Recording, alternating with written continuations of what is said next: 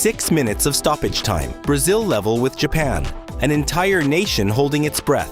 And then a substitute. A man who'd been sitting on the bench while his teammates struggled, picked up the ball, drove at a defense running on fumes, and scored the goal that sent Brazil into the round of 16, 6 minutes into injury time. That's not drama, that's engineering. Let's rewind. Brazil versus Japan. This was supposed to be the match where the Seleção stamped their authority early and cruised. Instead, Japan equalized and flipped the entire script. The stadium shifted. The energy went flat. The world's most celebrated football nation suddenly looked exactly as vulnerable as everyone secretly feared. For 85 minutes, Brazil's starters couldn't find the decisive answer. They had the ball, they had the structure, they had the experience, and they still couldn't break Japan's defensive resolve for good. That's the part the highlights skip. That's the part that actually matters. Because here's what happened next. The coaching staff made a decision, not a panicked roll of the dice, not a desperate throw of the bench, a calculated, pre-planned intervention. Martinelli came on, and within minutes, in the deepest stretch of injury time, he did what none of the starters could. Brazil 2-1, into the round of 16. Martinelli trending worldwide. The football world is celebrating this like a moment of individual brilliance, and it was. But underneath the celebration is something far more important, a pattern quietly rewriting how knockout football gets decided at the highest level. And once you see it, you cannot unsee it. So here's the question you should be asking. When did the substitute stop being the backup plan and start being the actual weapon? Let's start with the confirmed facts and work backward to what they actually mean. Martinelli scored in the 6th minute of stoppage time, not the 1st, not the 3rd, the 6th.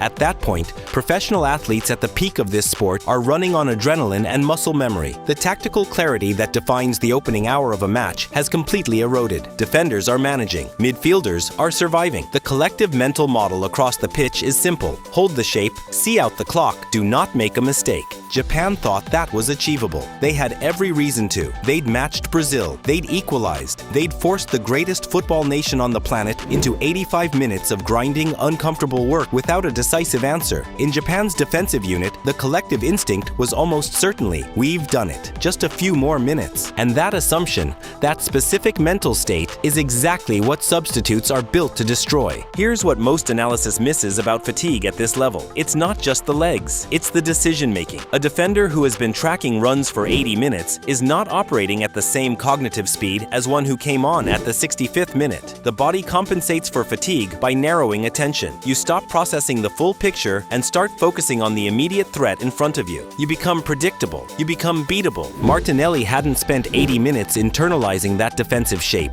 He saw it fresh, attacked it fresh. The left back he drove at had been defending for the entire match, absorbing Brazil's pressure, managing the emotional weight of an equalizer, then grinding through the longest stretch of stoppage time in the game. Against a player who had 20 minutes on his legs? That's not a 50-50 duel. That's a mismatch built from the sideline. And this is the assumption that needs challenging right now. The idea that Martinelli's goal was Brazil getting lucky late. It wasn't luck. It was the execution of a plan the coaching staff had assembled before the match even began. The goal looked spontaneous because great planning always does. Here's the cliffhanger. If this was deliberate, if Brazil mapped Japan's defensive degradation and timed the intervention precisely, what does that mean for every team that faces them next? And more importantly, who else is running this playbook right now? To answer that, we need to zoom out from Brazil and look at where elite football has been heading for the last decade. At club level, the evolution of substitution strategy is already complete. It happened quietly, but it happened. The best managers turned the bench into a tactical instrument, not a reaction to problems, but a preset second phase of the game plan. The messaging to substitutes stopped being, go on, help us out, and became something far more specific. Here's your exact target. Here's the matchup you're exploiting. Here's the window where you hit. The 5-substitute rule accelerated everything. Managers stopped hoarding changes for emergencies and started planning game state sequences across the full 90. You open with 11. By the 60th minute, your second 11 is already scripted. The best coaches in club football aren't waiting to react. They're writing the second half in advance. At international level, this was historically harder to execute. National teams don't have months of shared training time. The tactical vocabulary between a manager and his squad gets compressed into days. ways. The old thinking was that international football would always lag behind club football in substitution sophistication because the environment simply doesn't allow for it. Brazil just made that argument look outdated. What this team showed against Japan wasn't reactive management. It was pre-scripted, targeted, and timed. Compare Brazil's bench decisions in this tournament to the tactically conservative international management of even 5 years ago, and the gap is enormous. The information infrastructure behind the bench has transformed. Video analysis, opponent fatigue modeling, specific matchup preparation for individual substitutes. This is now standard operating procedure at the elite level for the teams who have invested in it. The contrast that defines this moment is straightforward. Some teams bring substitutes on to protect a result. Brazil brought one on to take one.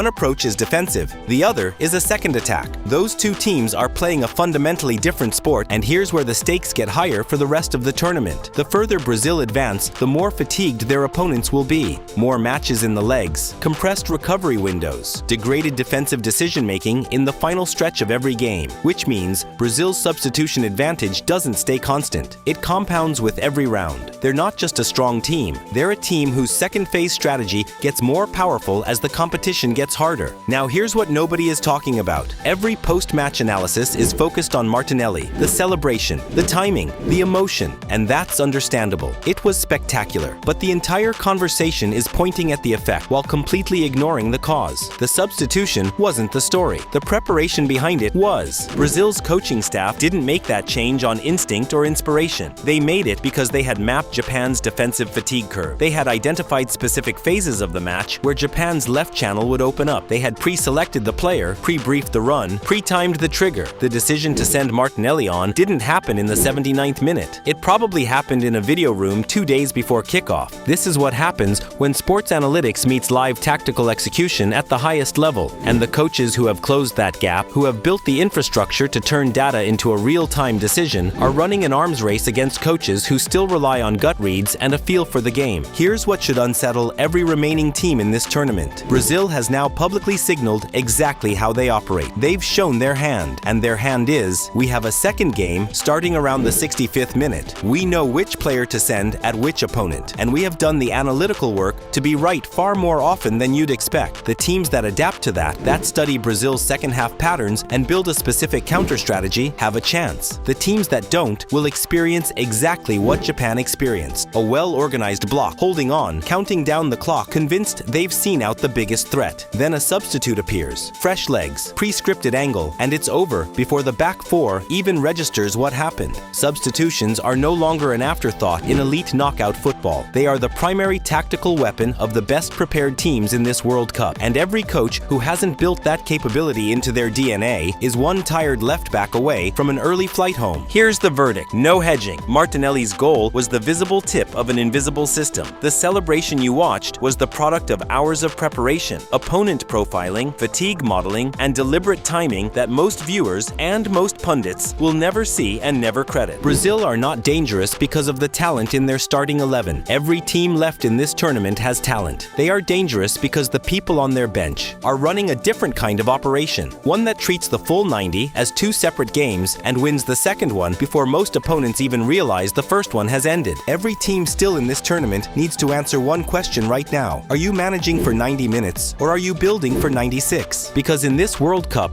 the clock means less than it ever has. The game doesn't end when the whistle approaches. It ends when someone runs out of answers. Brazil have more questions than anyone left in this competition knows how to handle. The bench isn't coming. It's already here, and it's deciding who goes home.